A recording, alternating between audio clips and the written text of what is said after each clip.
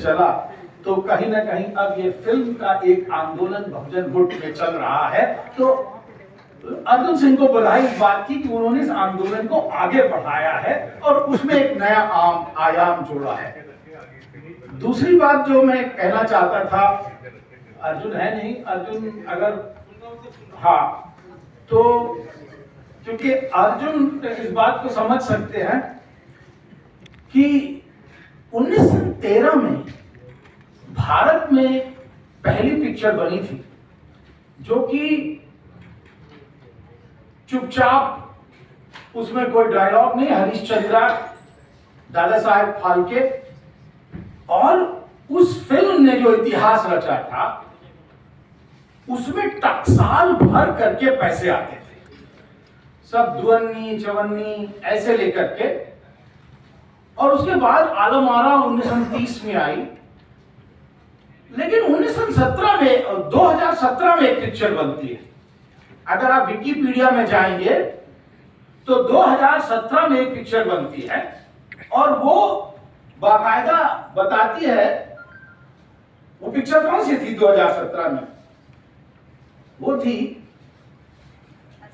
The great leader मान्यवर काशीराम।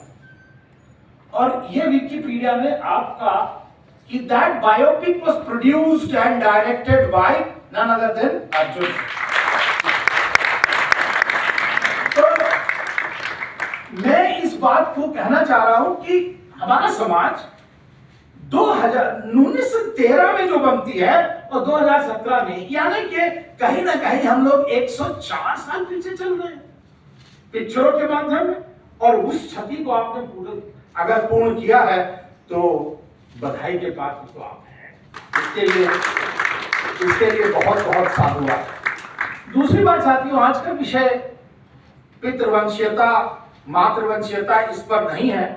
आज हम मीडिया या ऐसा कौन सा माध्यम है जिसके बारे में हम बात कर रहे हैं।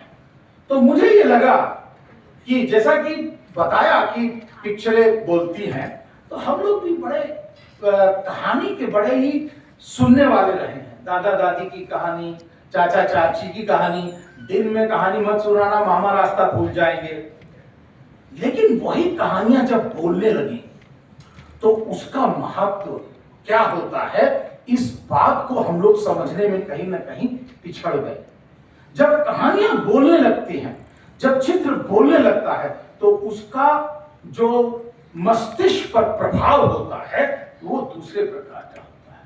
तो मुझे लगा कि आज जब हिंदू कोड बिल बोलेगा तो वह अंगीकार करने में जो आसानी होगी वो हम लोग पढ़ करके, जैसे विसाजे साहब कह रहे थे कि उनको कोई हिंदी में लिखी हुई इबारत नहीं मिली जिसको वो पढ़ पाए, और सचमुच वो चीज हिंदू कोड बिल आज घर घर के अंदर प्रवेश कर जाएगा जिस दिन बहुजन फुट की ये फिल्म रिलीज होगी।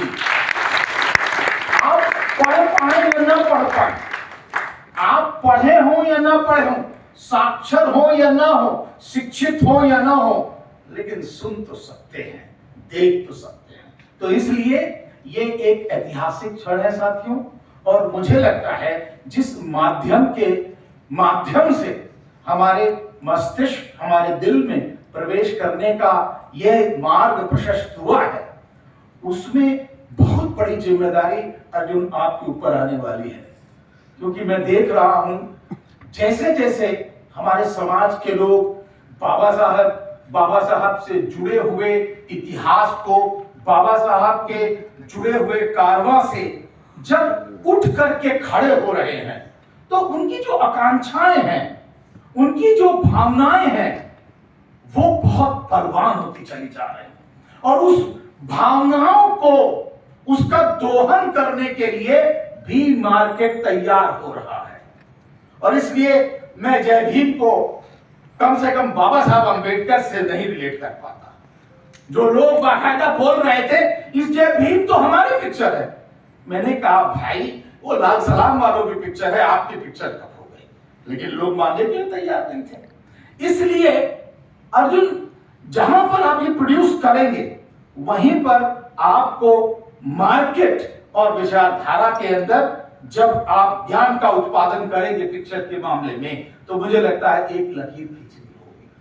क्योंकि पारंजित लगातार मुझे जो पता चला है कि बहुत सारी पिक्चरों के टाइटल को बाकायदा उन्होंने अनुबंधित कर लिया है और उस पर वो फिल्म बनाएंगे जो कि हमारे समाज के लोग अपनी भावनावश अपने आप को